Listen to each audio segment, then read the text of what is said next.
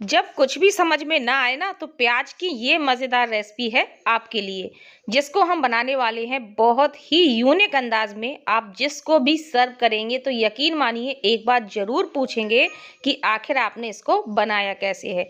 उंगलियां क्या प्लेट तक चाट चाट के खाएंगे जब ये प्याज की मज़ेदार रेसिपी आप घर पर ही बनाएंगे। तो चलिए देरी किस बात की, शुरू करते हैं आज की स्पेशल प्याज की रेसिपी।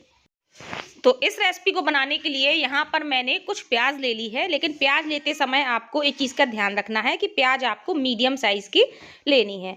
तो यहाँ पर हमने दो तरह की प्याज ली है, एक तो हमने मीडियम साइज़ की 5 प्याज ली है और दो हमने छोटे साइज़ की ले ली है। तो सबसे पहले हम प्याज को छील लेते हैं। छीलते समय एक चीज़ का ध्यान रखना है, ऊपर का जो डंठल वाला पोर्शन है ना, उसको आपको अलग नहीं करना है पूरी तरीके से, हल्का फुल्का आपको छाँट देना है, यानी कि उसकी जो ऊपर के हेयर्स हैं उसको आपको रिमूव कर देना है, लेकिन पूरी तरह से इसको कट नहीं करना है। ध्यान से देख लीजिए, मैंने प्याज को छील लिया है और ये जो हेयर्स नज़र आ रहे हैं ना, इसको हम कट कर लेंगे, क्योंकि अगर हमने इस पूरे डंठल को अलग कर दिया ना तो जो जॉइंट है प्याज का वो ख़त्म हो जाएगा और हमें जॉइंट को रखना है। तो इस तरह से हम प्याज को छील करके रेडी कर लेते हैं। तो हमने सभी प्याज को छील लिया है और जो छोटी वाली प्याज ली थी ना, उसके हमने डंठल को भी रिमूव कर लिया है। तो क्या करेंगे, इस छोटी वाली प्याज के हम एक प्याज के 4 टुकड़े करेंगे और इसकी जितनी भी लेयर्स हैं इन सभी लेयर्स को अलग अलग निकाल लेंगे। तो हमने दोनों ही प्याज की लेयर्स को अलग अलग कर लिया है। अब इसको हम अलग प्लेट में निकाल लेते हैं और इसको हम साइड में रख देते हैं।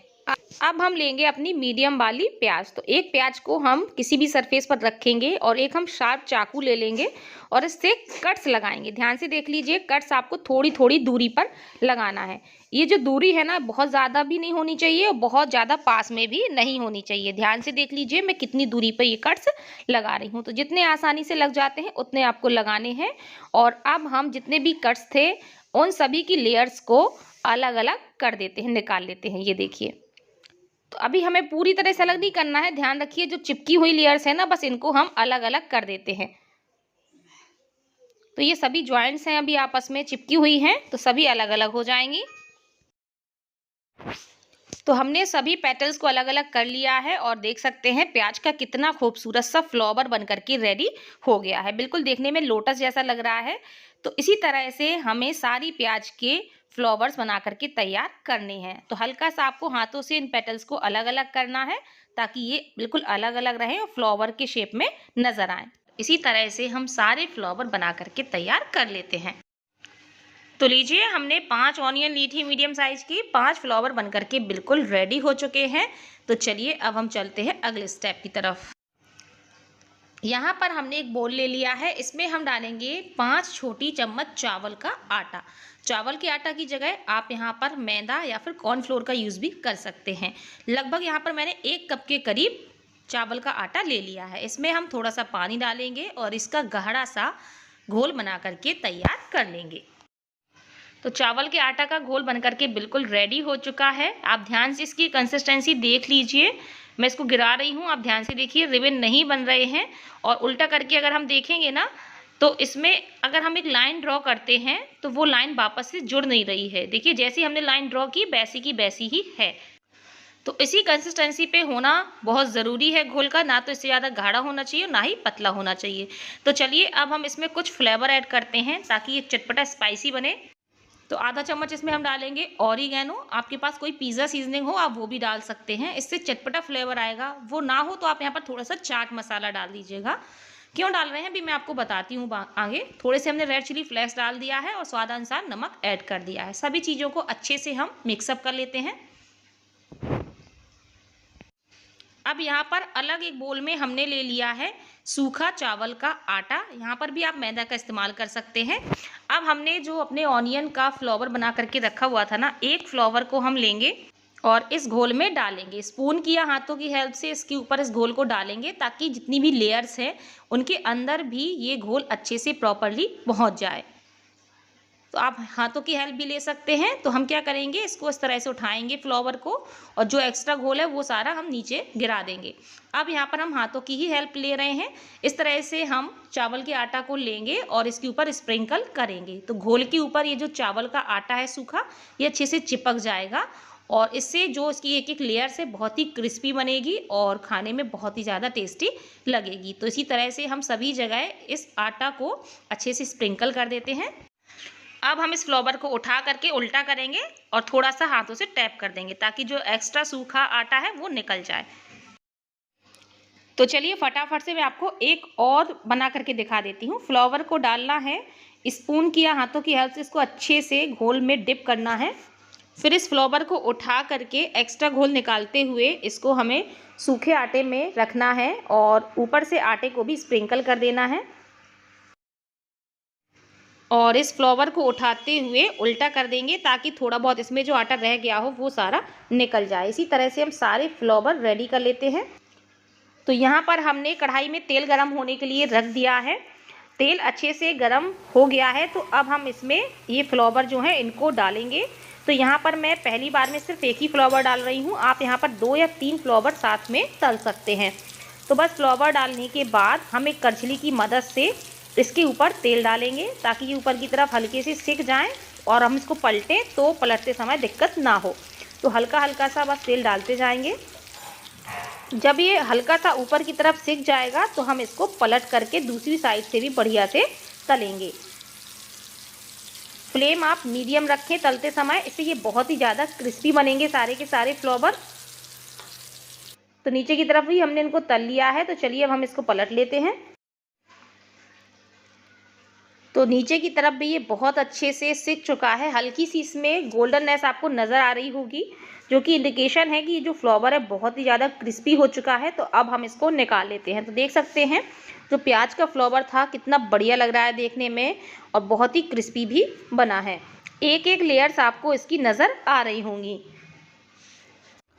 तो अब की बार मैं आपको इसमें 2 फ्लावर एक साथ डाल करके दिखाऊंगी। आप 2 या 3 भी डाल सकते हैं, लेकिन अपनी कढ़ाई के हिसाब से डालिएगा कि आपने कितना तेल कढ़ाई में डाला हुआ है। तो हमने 2 फ्लावर डाल दिए हैं। सेम प्रोसेस में एक करछली की मदद से हम तेल को इसके ऊपर डालेंगे ताकि सारी लेयर्स जो है वो अलग अलग हो जाएं और बहुत ही अच्छे से अपनी जगह पर क्रिस्पी हो जाएं। इनको हम पलटें और हमें बिल्कुल भी दिक्कत ना हो। अब हम इनको करछली की मदद से पलट लेते हैं और इनको हम दोनों तरफ उलटते पलटते हुए बढ़िया सुनहरा होने तक तल लेंगे हैं। तो ये हमारे प्याज के क्रिस्पी से फ्लावर बनकर के बिल्कुल रेडी हैं। जो हम रेसिपी बनाने वाले हैं वो हमारी आधी कंप्लीट हो चुकी है। तो इन फ्लावर्स को आप ऐसे ही प्याज के पकौड़ों के रूप में खा सकते हैं। इसीलिए हमने इसमें ऑरिगेनो या चाट मसाला, चिली फ्लेक्स वगैरह ऐड किया था ताकि ये अपने आप में ही बहुत ज़्यादा फ्लेवरफुल हों। ये इतनी क्रिस्पी हो जाते हैं कि आपने प्याज के पकौड़े तो कई बार खाए होंगे। आप इस तरह से प्याज के पकौड़े बना करके देखिएगा, बहुत ही ज़्यादा अच्छे लगेंगे। फिलहाल हम यहाँ पर पकौड़े नहीं बना रहे हैं, हम अपनी आगे की रेसिपी कंटिन्यू करेंगे। हम कुछ और ही बना रहे हैं। तो आइए देखते हैं हम क्या बना रहे हैं। यहाँ पर हमने ग्राइंडिंग जार लिया है। इसमें हमने लिए हैं 2 मीडियम साइज़ के पके हुए टमाटर, 6-7 कलियां हम लहसुन की डालेंगे, 1 टुकड़ा हम डालेंगे अदरक का, थोड़ा सा बड़ा अदरक का टुकड़ा लेना है आपको या अदरक का पेस्ट भी आप ले सकते हो। 1 हम हरी मिर्च डालेंगे और साथ ही में 1 मुट्ठी हम डालेंगे हरा धनिया। थोड़ा सा हम इसमें पानी डालेंगे और इसको हम अच्छे से ग्राइंड कर लेंगे।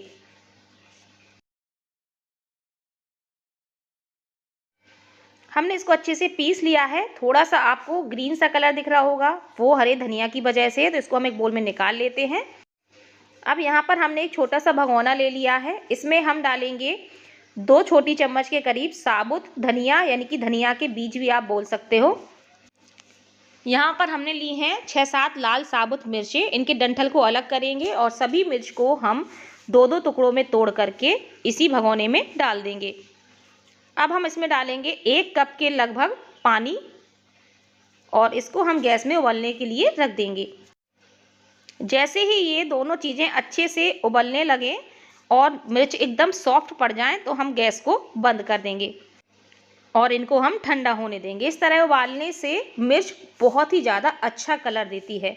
ठंडा होने के बाद इन दोनों ही चीज़ों को पानी समेत हम ग्राइंडिंग जार में डालेंगे। अगर पानी बहुत ज़्यादा लिया है तो आपको पानी अलग करना होगा थोड़ा बहुत। अब दोनों ही चीज़ों को हम अच्छे से पीस लेते हैं। तो लीजिए हमने इनको पीस लिया है और आप देख सकते हैं जो मसाले का कलर है कितना ज़्यादा लाल आया है। वो इसीलिए आया है कि हमने मिर्च को अच्छे से उबाल दिया था। उबलने की वजह से मिर्च बहुत अच्छा कलर छोड़ती है। तो बस इसको हम साइड में रख लेते हैं। अब हम चलते हैं गैस की तरफ। यहाँ पर हमने कढ़ाई ले ली है और जिस तेल में हमने अपने फ्लावर तले थे ना, वो तेल ज़्यादा था तो उसको हमने निकाल दिया है और लगभग 1 बड़ा चम्मच के करीब तेल ले लिया है।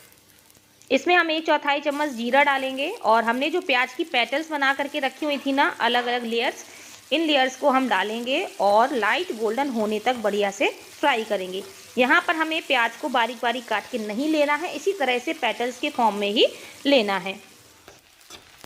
प्याज का कलर आप देख सकते हैं बढ़िया सुनहरा हो चुका है। तो अब हमने जो अपना मसाला पीस करके रखा हुआ था ना, इस मसाले को हम डाल देंगे। मसाले को भी हम अच्छे से तेल और प्याज के साथ मिक्स करते हुए भूनना स्टार्ट करेंगे। तो अभी हमने इसको सिर्फ मिक्स किया है। अब हम इसमें कुछ मसाले और ऐड कर लेते हैं। इसमें हम डालेंगे आधा चम्मच हल्दी पाउडर, 1/4 चम्मच डालेंगे गरम मसाला और आधा चम्मच इसमें हम डालेंगे कसूरी मेथी। साथ ही में हम स्वादानुसार नमक डाल देते हैं। तो नमक हमें अभी ही डालना है। अब हम सभी मसालों को मिक्स करते हुए इस मसाले को बहुत ही अच्छे से भूनेंगे। जब तक इससे बढ़िया खुशबू नहीं आने लगती है, तब तक हमें इसको अच्छे से भूनना है। मसाला बहुत ही अच्छे से भुन चुका है। आप इसका टेक्सचर देख सकते हैं, बहुत अच्छी खुशबू भी आ रही है और देखिए तेल ही तेल आपको नज़र आ रहा होगा क्योंकि भुनने के बाद सारा तेल ऊपर आ जाता है। तो अब हम इसमें डालेंगे मटर।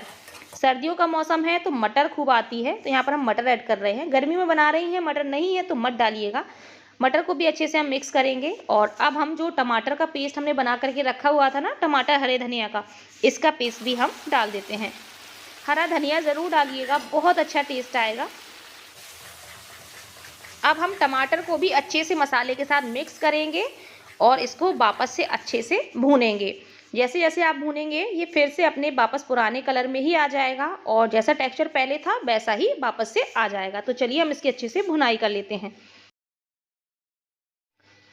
तो हमने टमाटर को भी बहुत अच्छे से भून लिया है और आप कलर देख सकते हैं, जैसे पहले कलर था वैसे ही आ चुका है। मैं आपको करछली से दिखा भी देती हूँ। ये देखिए कितना बढ़िया कलर आया है। तो इस तरह से हम देसी तरीके से आज की जो सब्जी है वो बना रहे हैं। तो आपको मसाले को पीस करके जैसे मैंने बताया है वैसे ही बनाना है।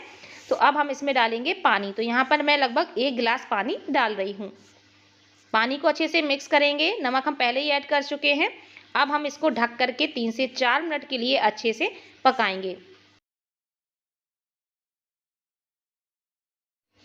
3-4 मिनट हो चुके हैं और जो हमारी सब्जी के लिए ग्रेवी है बन करके बिल्कुल तैयार हो चुकी है। तो इसको हम हल्का सा ठंडा होने देते हैं क्योंकि अभी ये बहुत तेज़ी से धुआं छोड़ रही है, तो ये हल्की सी ठंडी हो जाएगी। तो मैं आपको दिखाती हूँ। तो हल्की ठंडी होने के बाद आप देख सकते हैं कितनी बढ़िया हमारी ग्रेवी बन करके तैयार हुई है। तो इस ग्रेवी में हमें जो प्याज के फ्लावर थे ना, उनको नहीं डालना है। हम गैस को बंद कर चुके हैं। तो इस ग्रेवी को हम एक बोल में निकाल लेते हैं। तो ये हमारी बहुत ही टेस्टी सी मसालेदार बिल्कुल देसी अंदाज की ग्रेवी बन करके तैयार है।